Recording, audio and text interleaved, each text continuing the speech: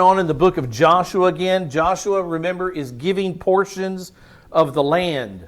Joshua is dividing out the land to each of the 9.5 tribes of Israel inside the promised land.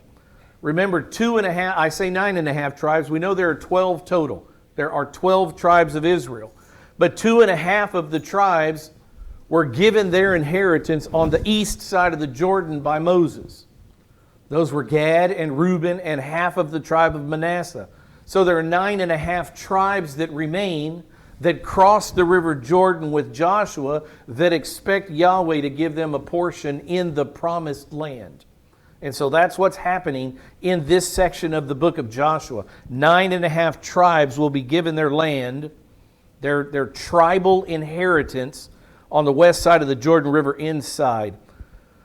A couple of thoughts here I'm trying to get you to understand what kind of land it is that they walked into. Was it an uncultivated land? Was it a wild land that they had to clear and tend and keep, and forests that they had to cut down in order to live there? What did the land look like when Israel took possession of it? I send you quickly to the end of the book of Joshua just to pick up a couple of thoughts about what land it is that they're inheriting. Look at what Joshua is told in Joshua 24, verse 13. He says, I gave you a land on which you had not labored, cities which you had not built. So these people, Israel, the Jews, are going into an area that's already cultivated. The land's already been tamed, if you will. And God is giving them places that are built. It would be as if you walked out of your house with all your furnishings, all your closet full of clothes, everything in the kitchen, ready to cook another meal, the refrigerator full. This was the land that God gave them. It's as if you moved out and God gave an Israelite the keys to your house and kicked you out of it. It was that cultivated a land. He said, I gave you cities which you had not built, and you have lived in them. You're eating of vineyards and olive groves which you did not plant. So the fields have been planted, the trees are mature. Everything is in the land of Israel that they would need, in the land of Canaan. Look what the very next verse says, Joshua 24:14. Now therefore, because God has done this, because Yahweh says, I've given you cultivated land already. All you had to do was go in and take the keys in possession and kill all the people that were there. He says, now therefore fear Yahweh and serve Him in sincerity and truth, and put away, here's the great choice that Israel had, put away the gods, the false gods, the non-existent gods, put away the gods which your fathers served beyond the river and in Egypt. So he gives them a choice. This is the great passage where very soon Joshua would say, you choose this day whom you will serve. As for me and my house, we will serve Yahweh. You have choices. You've got all this false pantheon of gods, but he's commanding Israel here to serve Yahweh only. So the land that they're going into, just to give you an understanding of what places they're taking, very, very well-developed culture. Very, very well-developed culture. So what we're seeing in the book of Joshua, just quickly in review here, Joshua chapters 13 to 21 are this division of the land. It's important to me to know these things, not to memorize these things. Nobody cares that deeply. But the fact is, I love the fact that God gives so much detail in these chapters, because it shows that Yahweh understands this land perfectly. Nothing is given to chance here. So when you think about who owns the land in Israel, who has the right to the land of Israel, even today, asking the question right now, who has the legal right, the biblical legal right to be in the land of Canaan? God gives you each city's name. He gives you rivers' names, mountains' names, the names of seas. He tells exactly where the borders of each tribal inheritance would be. God knows this land intimately and very carefully dissected it and gave it to Israel, not to any other people on this earth. The land belongs to the 12 tribes of Israel. In chapter 13, we see the 2.5 tribes' inheritance confirmed. Moses had already given them that land. Joshua restates that, and it's confirmed that Gad and Reuben, and the half-tribe of Manasseh received their land on the east side of the Jordan, the Transjordan. In chapters 14 to 19, Joshua does his job, and the 9.5 tribes receive their inheritance, and God very, very specifically gives them their land borders. So not only does the land of Canaan have a border, the promised land, but each of the 12 tribes had a very, very specific area of land that they were to have. In chapter 20, we'll see cities of refuge. I won't say much about that, but the fact is, when there was a crime, man against man, God set up these cities of refuge where a man that was accused of a crime could run to one of these cities until he was tried in a court of law. He could be protected there in the cities of refuge. In chapter 21, we'll see the Levite cities. What about the Levites? Remember, several times already we've seen the Levites had no portion in the land. The Lord was their inheritance. But they were given cities throughout the land of Israel, as they were the teachers of Israel, the priests.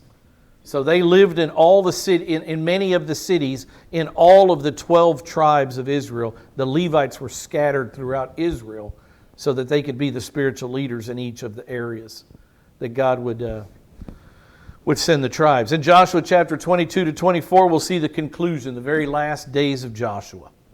The very last days of Joshua. As for me and my house, we will serve the Lord. In chapter 22 then, 2.5 tribes go back across the river, across the Jordan River, and they will build an altar there on the border, and that altar will be disputed. They build a disputed altar at the border. We'll see that soon in Joshua chapter 22. But the tribes of Gad and Reuben and the half-tribe of Manasseh, all the men of war, the deal that Moses made with them is, if you will cross the Jordan River and go into the promised land and be with the Israeli force under Joshua and help your tribesmen, help your fellow Jews in the conquest of the land, in warfare, then I'll allow you to settle on the east side of the Jordan River. And so the men agreed. And so in chapter 22, with the warfare being finished, those 2.5 tribes go back across the river to their wives, their families, and their flocks. And they settle in the Transjordan. Joshua chapter 22. And in the last 2 chapters, 23 and 24, these are Joshua's last days. Again, we'll see this great phrase of his, as for me and my house, we will serve the Lord. Because there was a choice. Always a choice.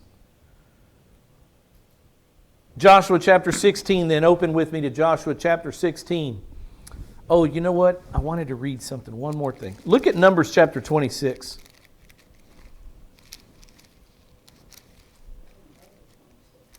Huh? Numbers. Numbers chapter 26. Look at Numbers 26:51. I read something here just this morning, and I just wanted to read a few verses while we're talking about this dividing the land of Canaan between the 12 tribes of Israel. Look what it says in the book of Numbers. Remember, the book of Numbers starts with a numbering of Israel. How many men are fit to fight war from the age of 20 onward? 601,550. God sends in the spies. It's time to take the land. He sends in 12 spies. 10 of the spies come back. We're too fearful. They're too strong. They're giants, fortified cities. We cannot win in the land of Canaan. So God says, okay, for 40 years, all you cowards will die in the wilderness. Your sons, I'll raise up the generation of your sons, and those are the ones that'll go in. And at the end of 40 years, he counts them again. He numbers them again. That's where we get this word, this name for this book, Numbers. So in Numbers chapter 26, verse 51, look what it says. These are those who were numbered of the children of Israel, 601,730. Now this is only men 20 years old and upward that were able to go to war. So this is the second numbering. This is the second generation. These are not the men that left Egypt. Those men are all dead except for Joshua and Caleb. This is the second generation. And look what it says in verse 52. Then the Lord spoke to Moses, and he said to these men and their families, the land shall be divided as an inheritance according to the number of names. So there was a reason why God numbered them. It was a very organized situation where every family, every tribe was broken down by family head. Every family was numbered. They knew exactly who was in the ranks of Israel. So he says in verse 54, to a large tribe you shall give a larger inheritance. We're talking about a larger piece of land in the land of Canaan. To a small tribe you shall give a smaller inheritance. Each shall be given its inheritance according to those who were numbered of them. So the numberings in the book of Numbers, there was a reason for them. In verse 55 he says, but the land shall be divided by lot. Remember we talked about how God was making it clear to Joshua and to Eleazar the priest which tribe would get which land? God says you will do this by lot. So God's in charge of who gets what land, because God decides the lot. So the land shall be divided by lot. They shall inherit it according to the names of the tribes of their fathers. According to the lot, their inheritance shall be divided between the larger and the smaller. And that's what I wanted to read from there. The lot. Look what it says in Joshua chapter 16. God tells Moses, divide the land according to the numbering of the sons of Israel. In Joshua, we see this acting out. Joshua is doing it. He's doing what we just read in Numbers chapter 26. Joshua is doing the work. And in verse 1, it says, then the lot. Remember, God just said, I'm going to divide the land by lot. Then the lot for the sons of Joseph. The lot for the sons of Joseph went from the Jordan at Jericho, and listen to how specifically God understands the land of Canaan. He knows every single stone, every pebble, every blade of grass, every leaf on every olive tree. He knows everything. And he knows everything about the land of Canaan that he promised to give Abraham and his sons, the Jews. So the lot for the sons of Joseph went from the Jordan at Jericho to the waters of Jericho on the east. It gives you the map there.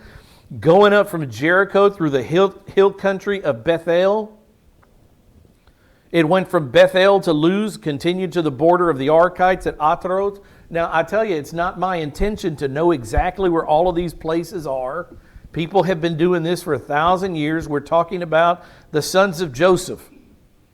And God is saying this very, very specific land, watch how specifically I'll divide it. This land belongs to the sons of Joseph forever.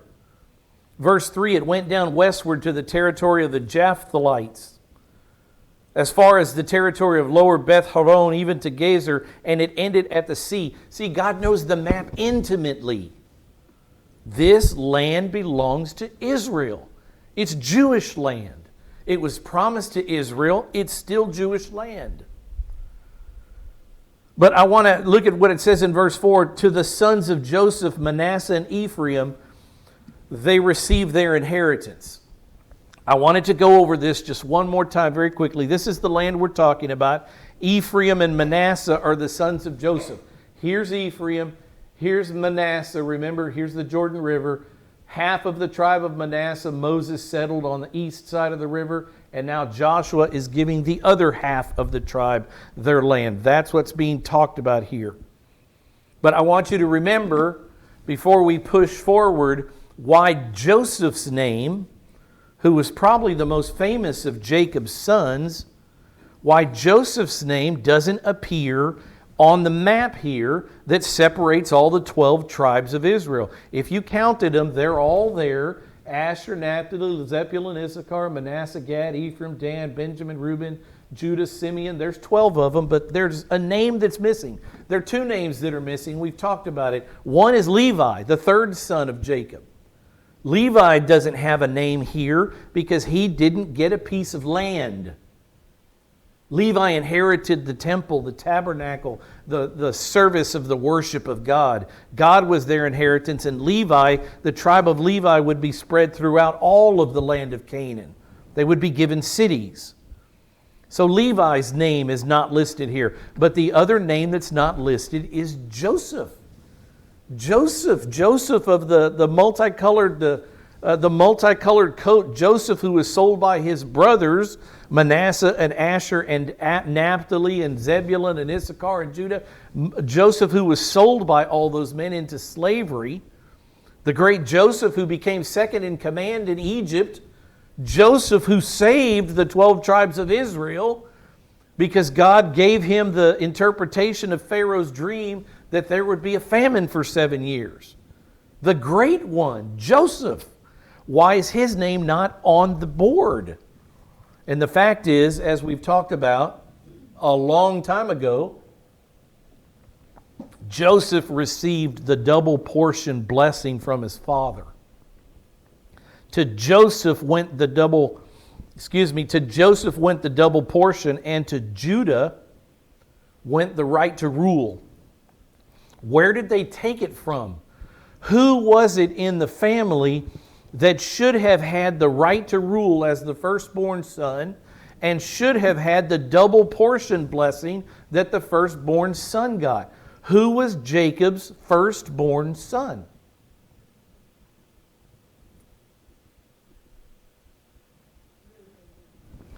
Reuben. Don looks at her like, whoa. Reuben. What happened to Reuben? Look at Reuben, settled way over here, not even in the promised land per se, on the wrong side of the Jordan River. What happened to Reuben? In the Jewish family, the firstborn son has preeminence. He will be the leader of the family. He will get a double portion of his father's inheritance when his father dies. What happened to Reuben? We've seen it before, but it's been years. We were in Genesis probably 3.5 years ago. I just want to show you a couple of verses so you remember what happened to Reuben and why it is that Joseph is represented not by name, but his sons are represented here. Because Joseph's firstborn son's name was Manasseh, and Joseph's second son was Ephraim. The double portion that went to Joseph is seen on this map because his two sons each got a named tribal territory. So Joseph is there. It could say Manasseh, son of Joseph, and Ephraim, son of Joseph. Joseph is well represented on the map. But what happened to Reuben? I just want to answer that question. A couple of weeks ago, I went over this, the fact that Joseph got the double portion from his brother Reuben, and that Judah took the preeminence and power from his brother Reuben. What happened to Reuben? I didn't restate that again. I'm going to give you a couple of verses here. This is why the map looks like it does. In Genesis 35, in verse 19, and then in verse 22, I skipped 20 and 21, this is what the Bible says. The story of Jacob and his sons, Jacob and his wives. Look what it says. Rachel died. What was Rachel's sister's name? They were both married to the same man. Huh? Leah. Rachel's sister's name was Leah. And remember, it was that Jacob was tricked by his uncle Laban, or by his wife's father. Let's see, who was he? No, he was Uncle Laban. He was Rebekah's father, Rebekah's brother. Sorry, don't mean to confuse you. Sometimes I think out loud. I had to get there. Leah and Rachel, sisters. Jacob was tricked on the night of his marriage. He told Laban, I'll work for 7 years if you'll give me Rachel's hand in marriage because I love Rachel, the ewe lamb. That's what her name means.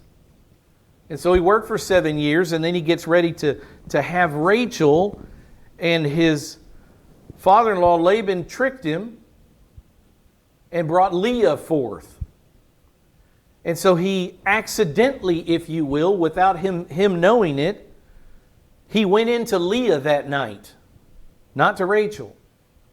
But Rachel was the one that Jacob loved. This story has meaning. Follow me here. I'm saying this for a reason, not just to spin a yarn. Rachel was the wife that Jacob preferred. Rachel was his beloved wife. Rachel was his favorite. Rachel was the one he wanted to marry all along. He didn't want Leah.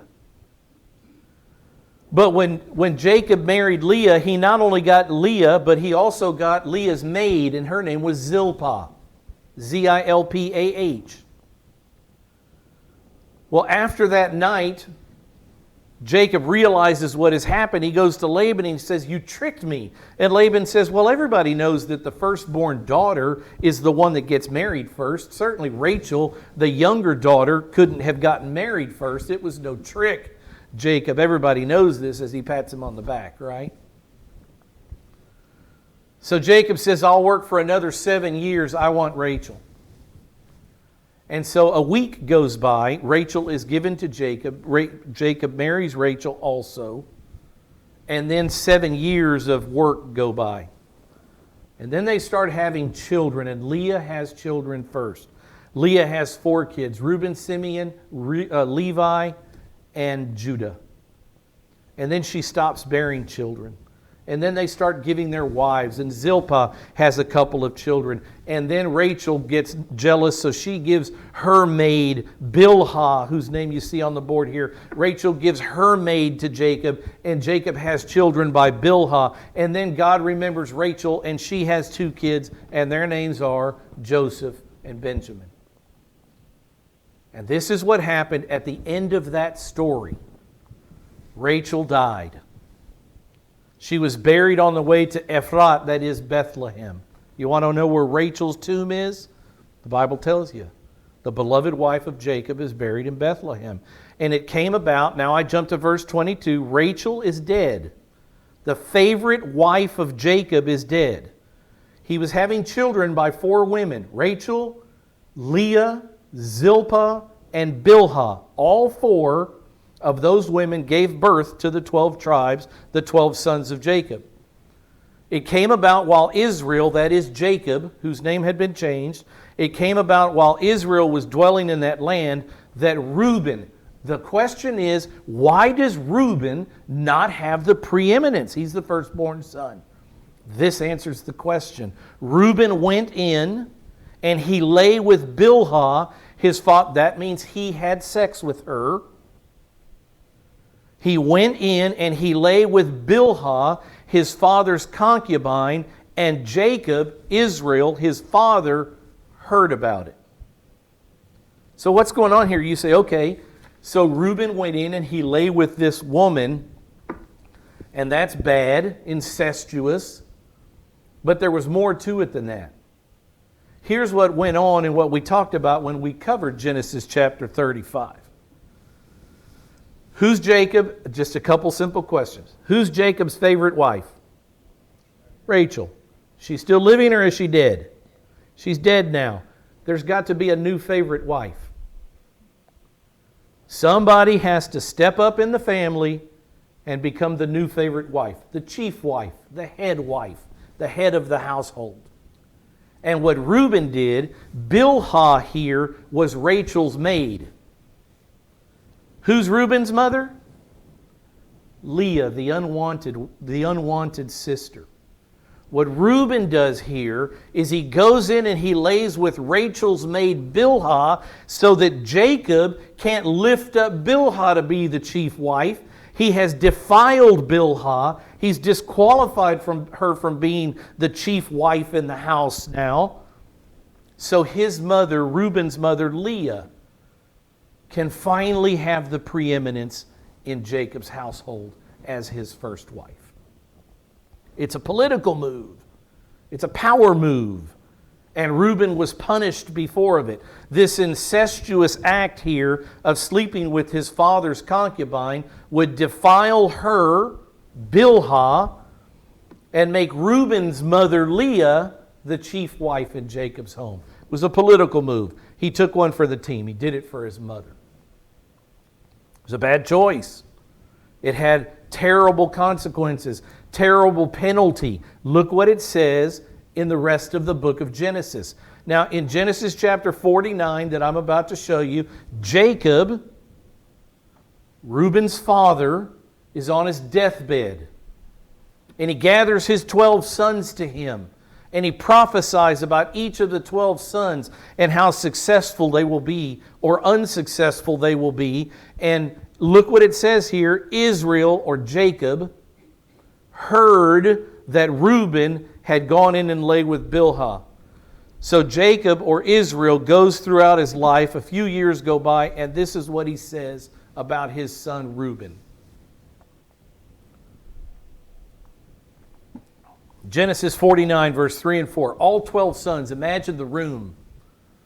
Jacob, at the foot of his bed, about to take his last breath, has gathered all his 12 sons, and he goes one by one through the boys. Reuben, he says, you are my firstborn, my might, and the beginning of my strength. All true. What does he say to Reuben? What belongs to Reuben as the firstborn? You are preeminent in dignity and preeminent in power. To the firstborn, there are a lot of rights bestowed in the ancient world. You should rule your family. You should have preeminence and have the double portion. You're my firstborn. But he doesn't stop there. He said, you, son, are as uncontrolled as water. You shall not have preeminence. And then he gives the reason why. Because you went up to my bed. How dare you? How dare you try to take the power in my house? How dare you try to usurp power from me by what you did by sleeping with my concubine Bilhah? How dare you try to elevate your mother? He said, because you went up to your father's bed, then you defiled it. And then he says, he went up to my couch, as if to talk to the audience that was reading. This is what the boy did. I'm telling you, he defiled my bed. And then he looks out and he says, that son of mine, Reuben, he went up to my couch and he lay with my concubine Bilhah. There was a penalty for that. And that's why Reuben doesn't have the double portion. That's why Joseph has the double portion. And that's why the Lord Jesus Christ, the King of Israel, did not come through the line of Reuben.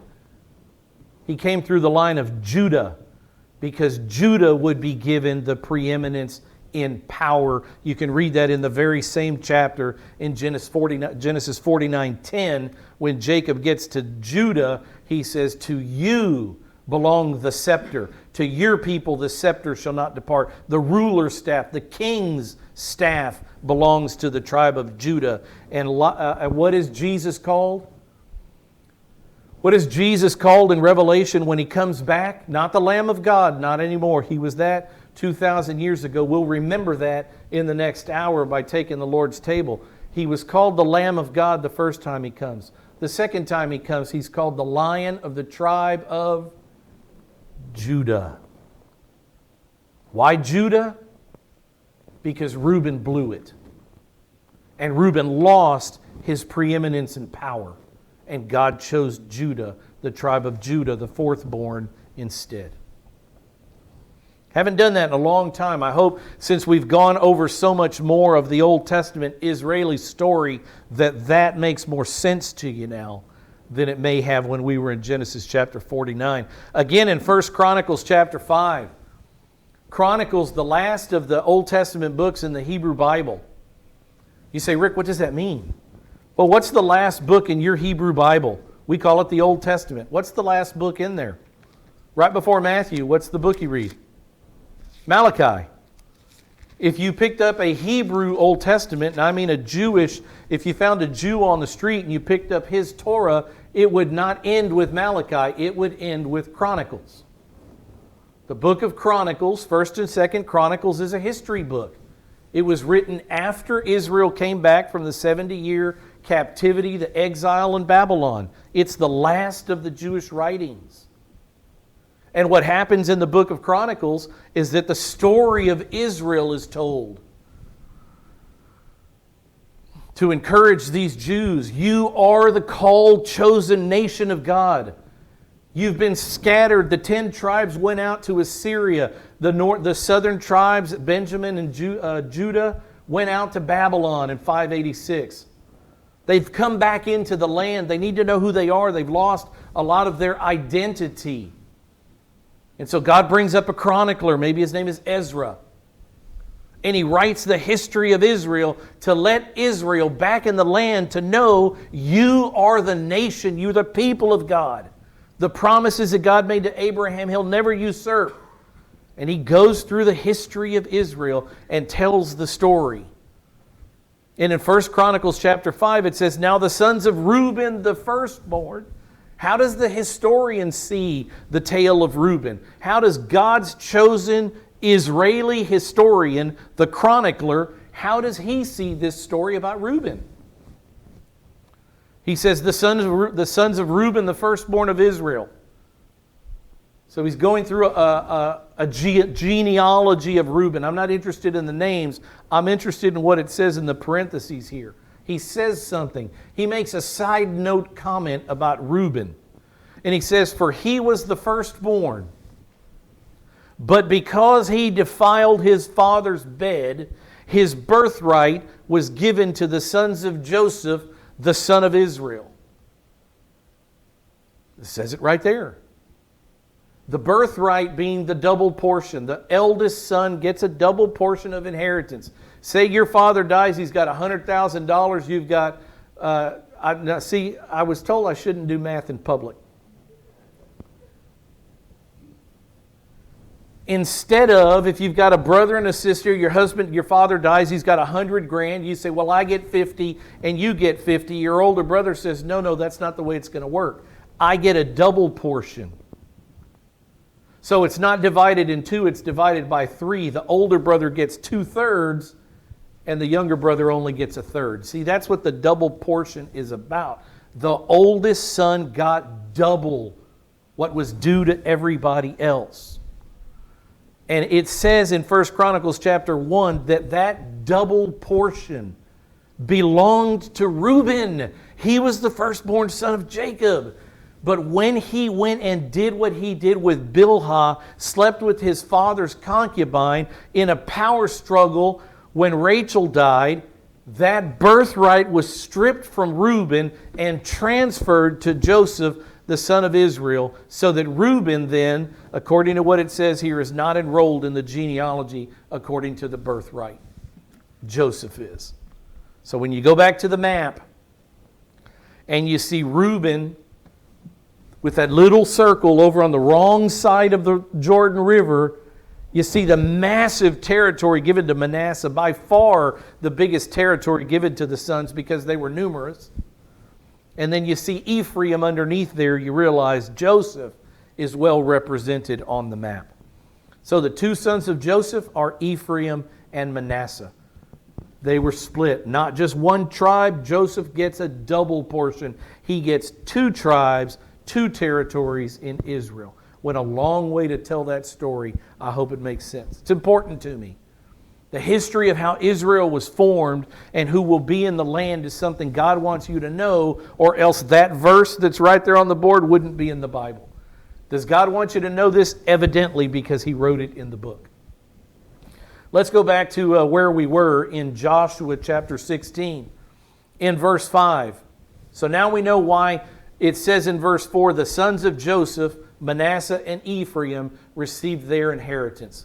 Why double? Because of the double portion that was taken from Reuben.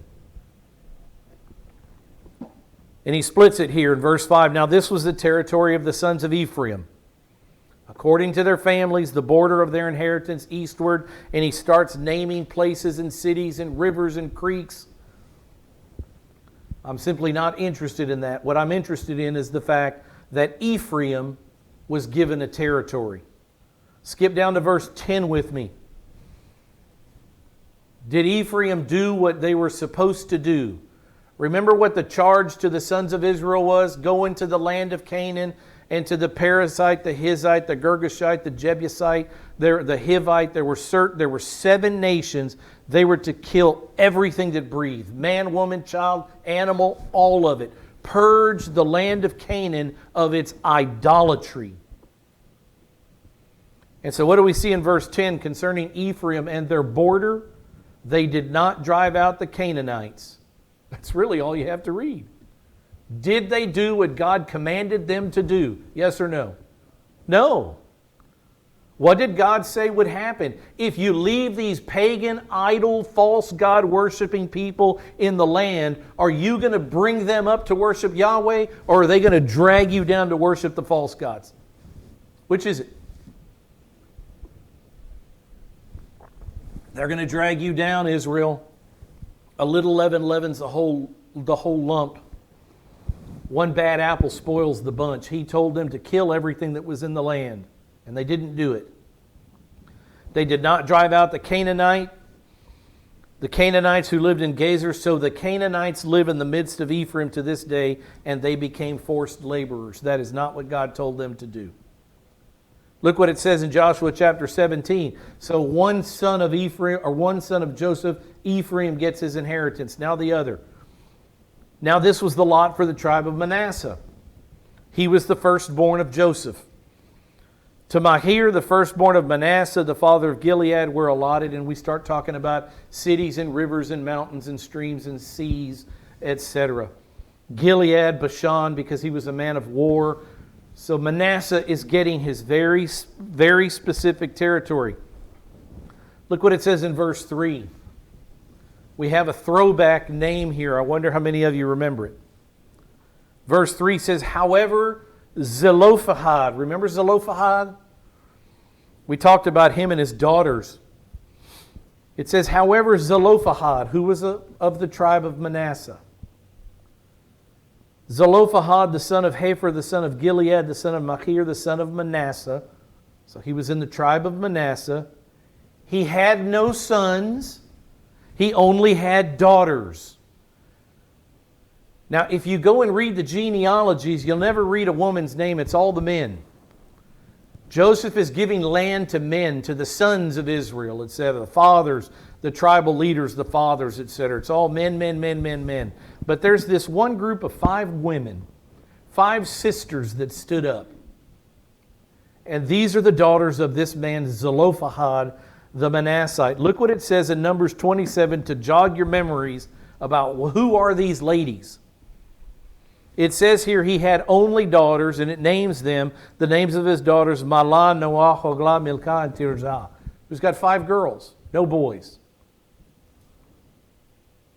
This is what the daughters said to Moses back in Numbers chapter 27.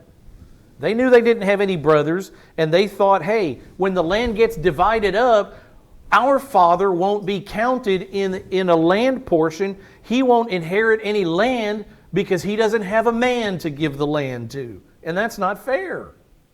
Our father was a good man. And so Moses went to God, and the Lord said to Moses, the girls are right. Give them their land. Give them an inheritance in the land.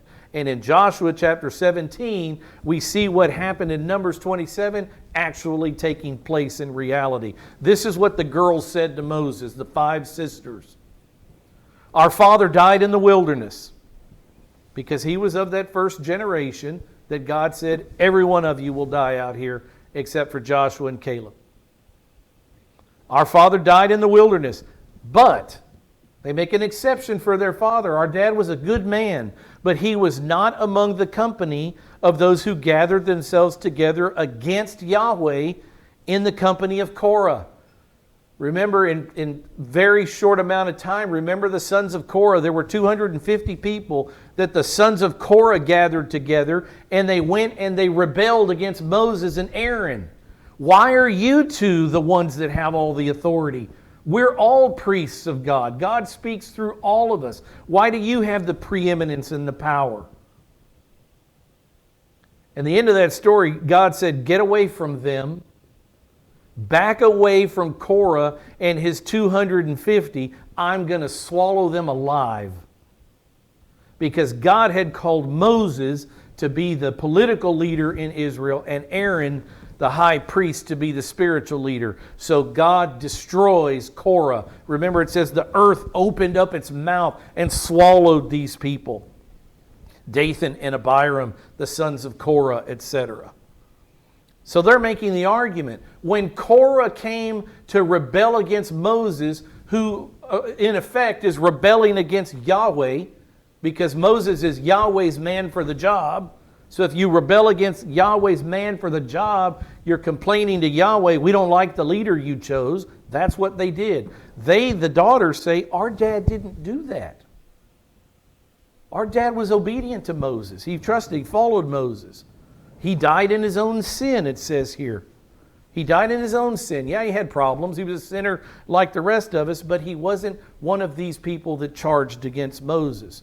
So they say he had no sons. Why should the name of our father, our honorable father, Zelophehad, why should the name of our father be withdrawn from among his family because he had no son?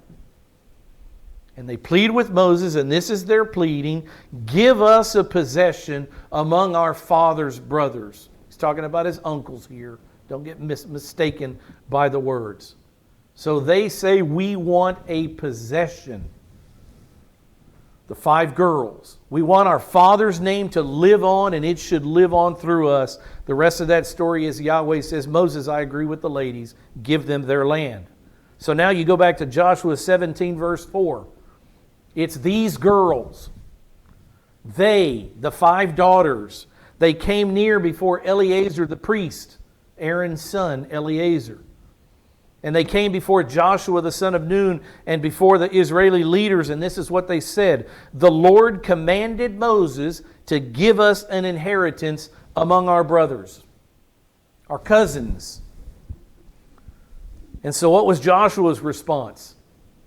So according to the command of Yahweh, Joshua gave them an inheritance among their father's brothers. The girls got their land. I love when the Lord ties a bow on something. He doesn't leave those daughters out there in Numbers 27 and you wonder, well, I wonder whatever happened to them. He tells us here, they got their land. 45 years go by and they came back and they got their land just like Caleb did. It's a beautiful story. I love the way it ends. Verse 5 says, thus there fell 10 portions to Manasseh. Got a huge plot of land. 10 portions to Manasseh besides the land of Gilead and Bashan, which is beyond the Jordan, because the daughters of Manasseh received an inheritance among his sons. So if the girls wouldn't have spoken up, Manasseh wouldn't have got as big a territory as they did. Courageous women. 5 of the heroes of the Scripture, for sure. The land of Gilead belonged to the rest of the sons of Manasseh. Drop down with me to verse 10. It says, the south side belonged to Ephraim and the north side to Manasseh.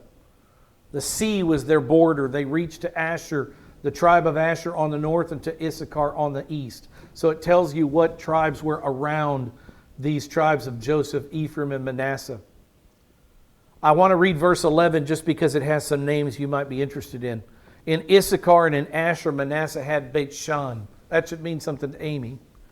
We were there in Beit Shan. We walked the streets of ancient Beit Shan. Manasseh had Beit Shan and its towns, and Ibleam and its towns, the inhabitants of Dor and its towns, and here's another interesting name, the inhabitants of Endor and its towns. Remember King Saul late in his life, He's trying to plead with God. God's not answering Saul anymore. Samuel is already dead, the great prophet Samuel. And who does Saul go to try to call up the spirit of Samuel? He goes to a spiritist. He goes to one of these palm reader types, we would call it today. He goes to a spiritist. The Bible calls her the witch of Endor. The tribe of Manasseh inherited the city of Endor, where Saul would find his witch, his sorcerer. Now, let me ask you this. If they would have gone in and killed all the inhabitants of the land and purged the land of idolatry the way Yahweh told them they should, would there be a witch of Endor in the tribe of Manasseh's territory during the days of King Saul? No. You see the problems? You see the problems that continue. You see these seeds of the problem here, and you get pages and pages, and 100 years later, 400 years later, Saul comes along, and Endor is a problem because they didn't purge the idolatry. They joined in with the idolatry instead. Another name, keep going, the inhabitants of Tanakh and its towns, and the inhabitants of Megiddo and its towns. The third is Naphath. Megiddo. What do we call that battle when Jesus Christ comes back at His second advent? When Jesus comes back, Revelation 19, on a white horse, the sword that proceeds from His mouth, He carves up all unbelief. The blood runs as high as the bridles of the horses. We call that the battle of Megiddo. Armageddon. Armageddon translates two Hebrew words, har, which means mountain, H-A-R, means mount or mountain, and Megiddo. So Jesus Christ's great battle at the mount of Har Megiddo, Armageddon, is in the area of the tribe of Manasseh.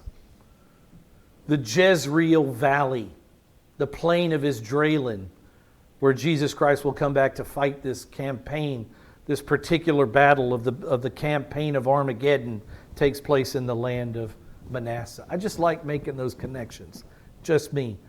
Verse 12 says, but the sons of Manasseh could not take possession of these cities, and this is the problem I told you about, and why there's a witch, a sorcerer, a spiritist in Endor, because the sons of Manasseh did not take possession of these cities because the Canaanites persisted in living in the land. They didn't fight the battle. They should have killed all these people, but they didn't. God's command was slaughter them all. As harsh as it sounds, it was about paganism and starting in the land of Canaan pure. And He wanted that land purged completely. They didn't do it. It caused a problem for Israel and for the first king of Israel, Saul. That's where he found his little sorcerer woman. Verse 13 says, it came about when the sons of Israel became strong that they put the Canaanites to forced labor, but they did not drive them out completely. Gigantic problem for Israel. We'll keep reading that as we go through this. They didn't drive them out completely. Manasseh didn't drive them out completely. Ephraim didn't drive out the Canaanites completely. We'll keep on reading that. It will be a theme going through here. They didn't drive them out completely, and that was their downfall. That was Israel's downfall. Israel would become idolaters and start worshiping the gods of these people that they left in the land, and I mean right quick.